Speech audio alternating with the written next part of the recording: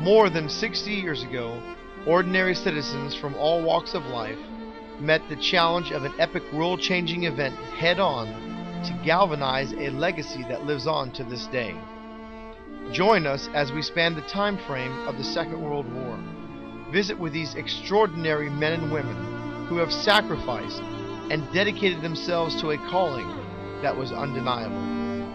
Hear from them as they tell their remarkable stories of heroism, of fallen brothers, and how they served as they answered the call to be duty-bound.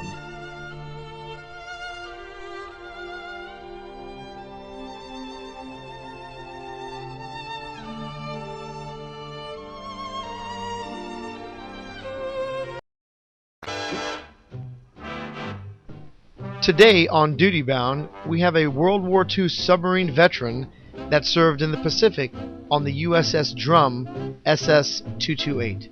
This was a Gatto-class submarine that was built in Portsmouth, New Hampshire Navy Yard.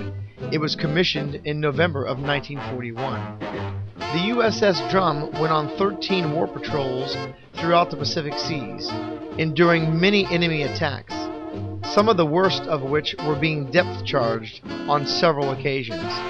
The USS Drum and her crew earned an incredible 12 battle stars. While in service, the Drum sank 15 Japanese ships, an astonishing record to be proud of. These were supply ships carrying oil, gas, munitions, food, and other supplies to further the war effort of the Japanese Army and Navy.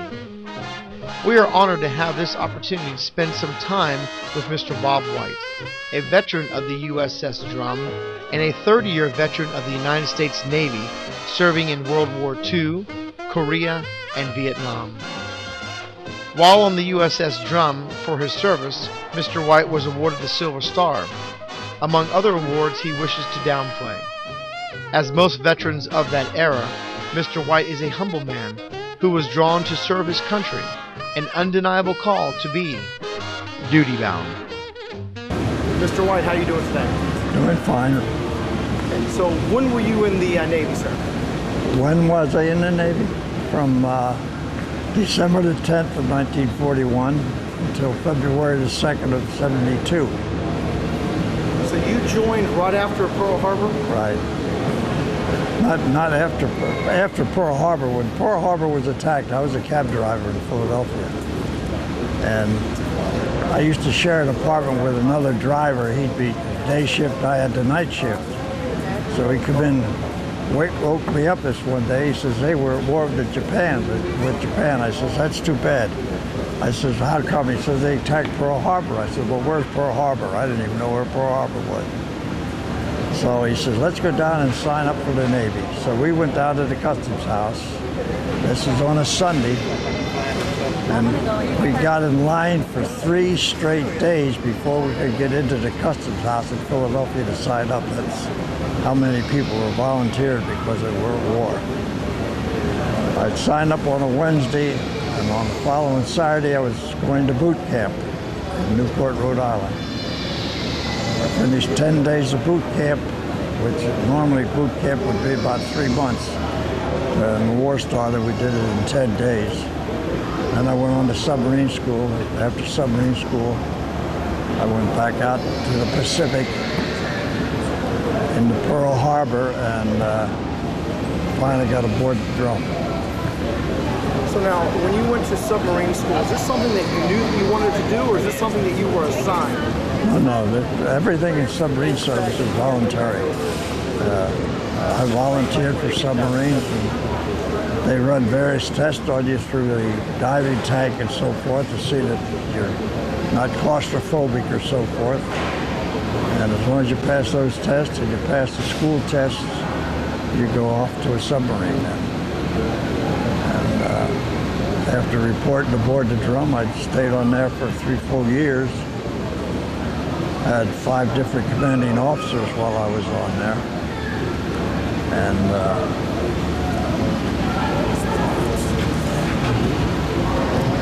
when I left the Drum, I then went to other submarines in the New London area and Charleston,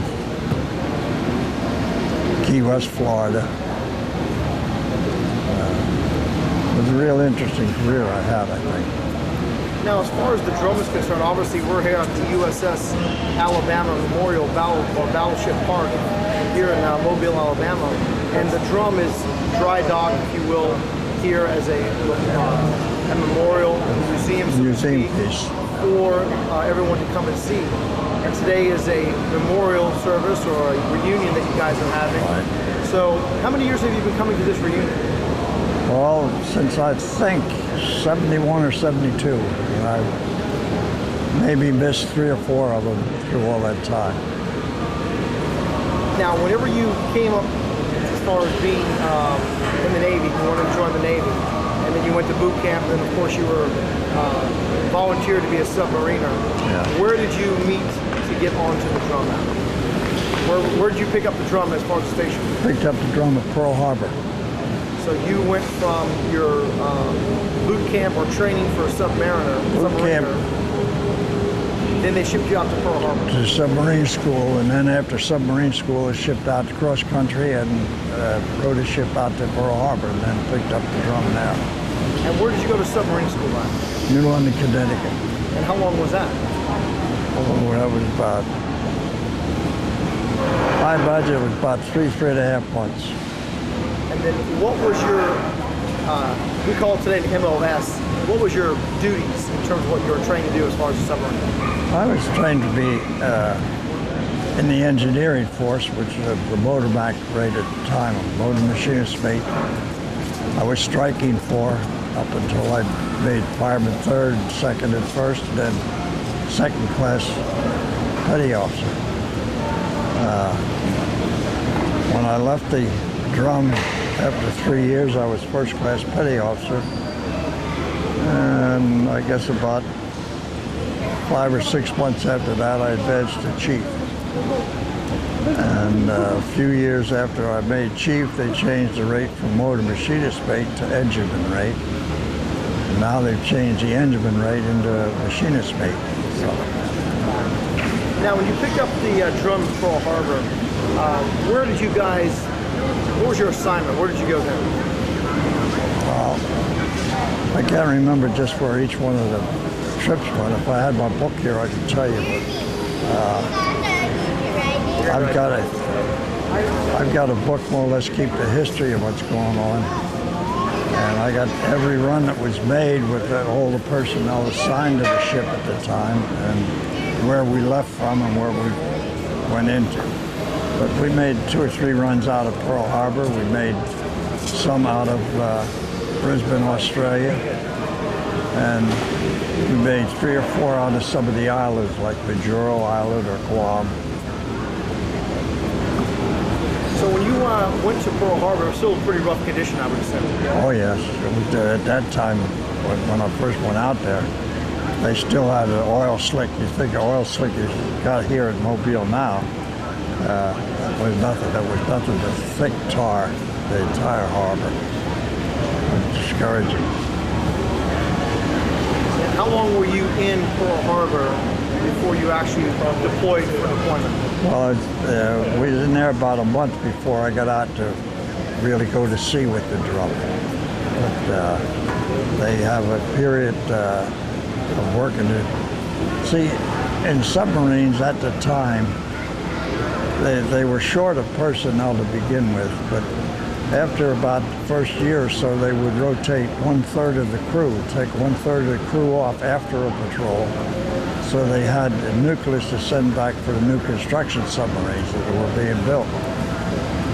And then they'd bring the new people in that were being sent out from school. So you always had 1/3 of the crew was just new and learning the boat. But that's the way it operated the entire 3 years that I was on there. Tell us what life was like on a submarine, especially the ones of that era. It was you're closed up for about, I'd say 6 to 8, maybe 10 hours at night.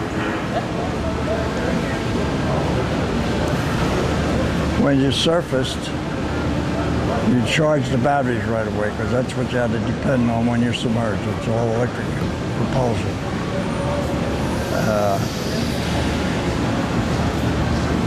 When you at dawn, you gently dive the ship. You would generally dive the ship unless there was targets around. You try to attack the target, of course. I'd say it was an interesting life myself. So how often would you guys come to the surface? How long could you stay below? Well, we could stay below as long as the battery would last. If you run out of battery electricity supply in the battery, you had to come up and charge the batteries to get the propulsion out while you're submerged. Because it ain't like the submarines of the day. You just had to have propulsion. And, you had to have the air coming into the boat to supply the engines, the air required for while they were running. And they were running, you were charging the batteries. Now, I noticed that you have a nice collection of medals that you've earned while you're in the service. And I also have seen some patches that show quite a history of you sinking Japanese vessels. Can you elaborate a little bit on the honors that you've earned and then, of course, the vessels that you guys sunk? Well, most of the ribbons that I'm wearing or the medals that I'm wearing are for various parts of the wartime period. Like there's the American Theater. They have a medal for that. There's the Victory Medal. There's the Good Conduct Medal. I'm wearing the Vietnam Medal. I was in during that period. However, I never did in land duty during the Vietnam War or the Korean War, but I was in the Navy doing other duties. And I had the Silver Star was presented to me for one reason or other. I don't really know why. I don't feel I did any more than anybody else did. And everybody looks at it and wants to know what I got it for. I didn't get it for. I didn't lose an arm. I didn't lose a leg. I didn't do any of that stuff. I just doing your job. Doing my job. That's it. Now, in terms, you guys, as a submarine, you guys would kill boats via a torpedo. Right. Okay. So, can you describe what it was like when you had the hunt in your crosshairs and what you guys did in order to kill the enemy ship? There were very few people on the submarine that had the target in the crosshairs. It would be the commanding officer or the executive officer. And the rest of us were just taking the ship through the procedures.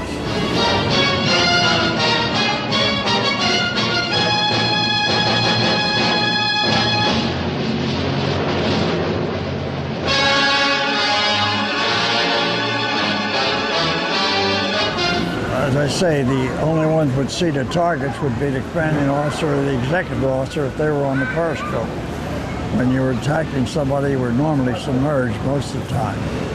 If there was a surface attack, they were still the only ones that had any real good view of the targets. The rest of the personnel aboard were handling various parts of the ship to keep it running. Did you guys have great anxiety when you were listening to the commands that they were giving? Always. Or because all you could see was what they were telling you or what was being passed along, correct? Right.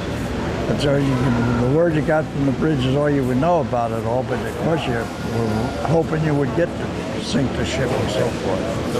But after you did make a contact at any time, you'd have to dive right away, and you'd know you had made a contact when you hear the depth charges sounding around you. So you were in depth, you experienced depth charging accidents? Most every time you ever saw a target, you were counting on getting depth charged.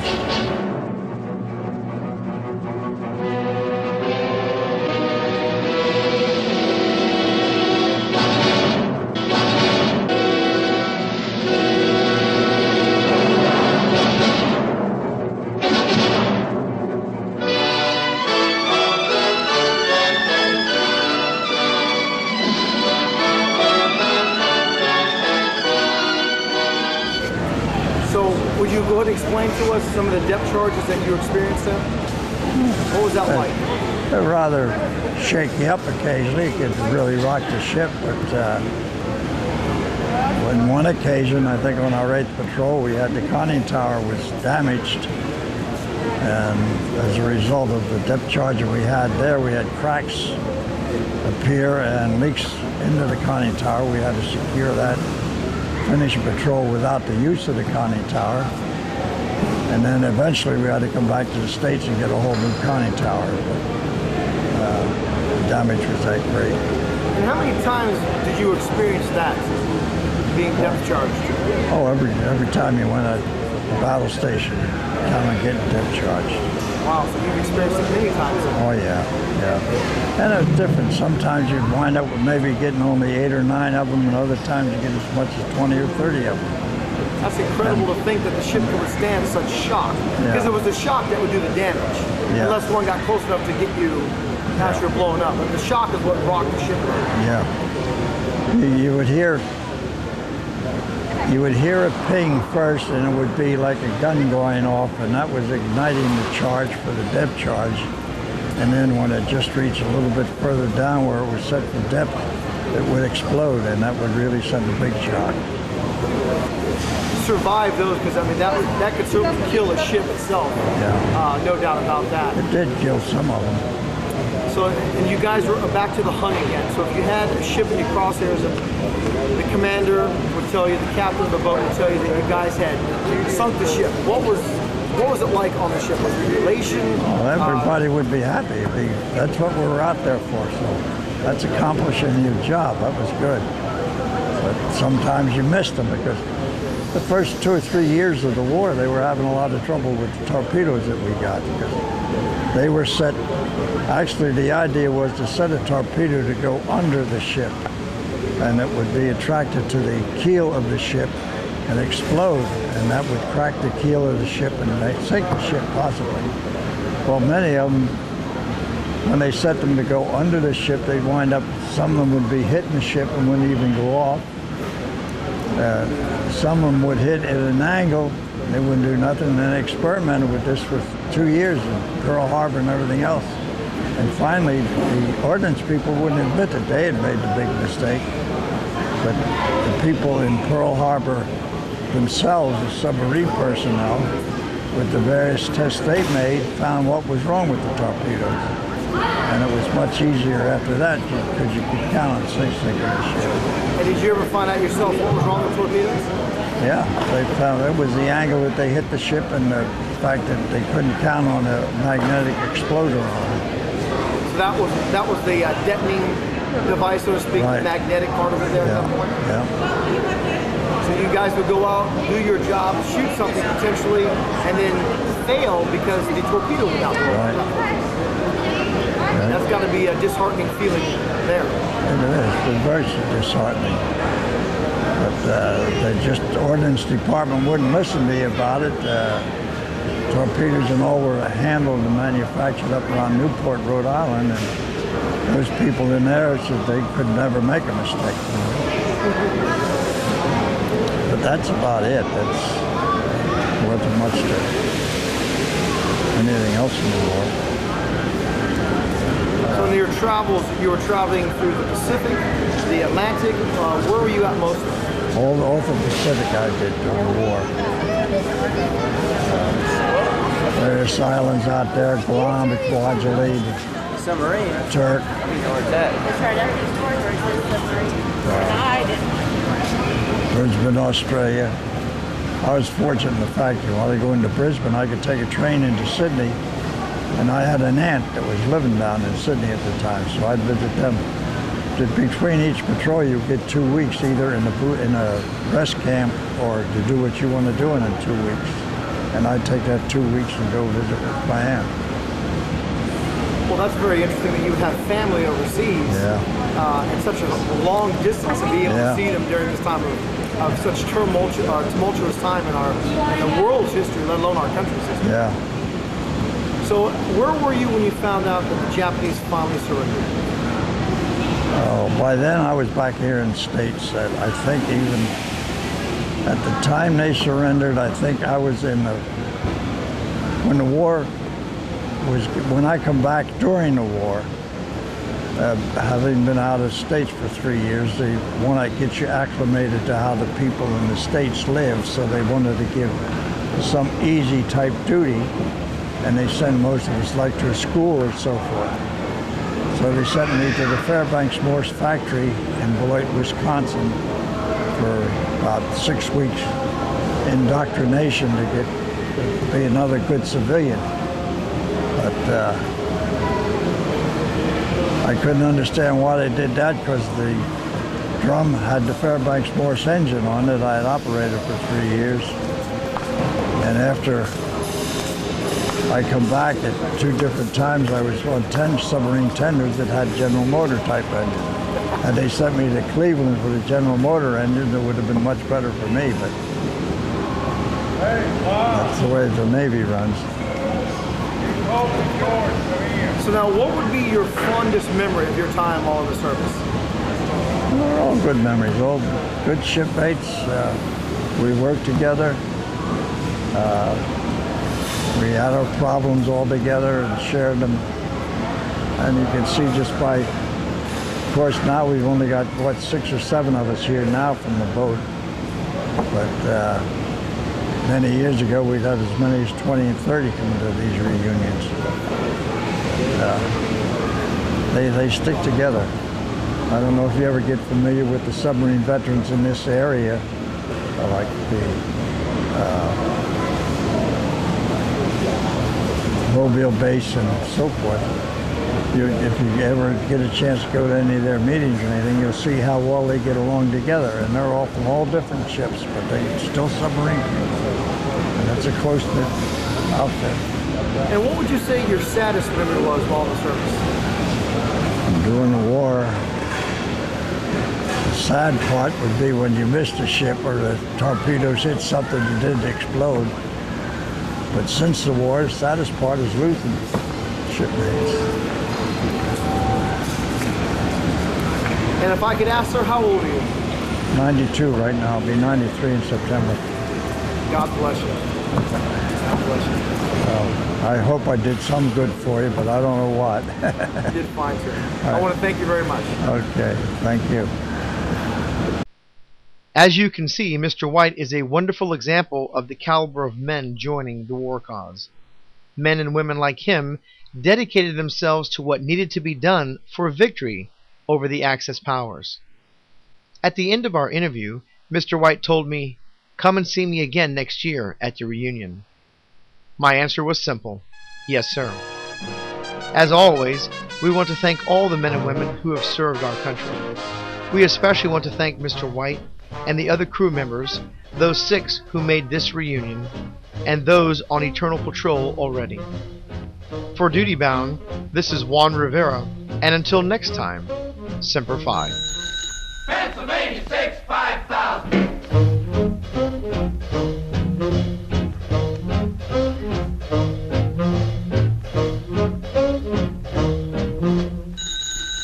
Pennsylvania 6, 5,000.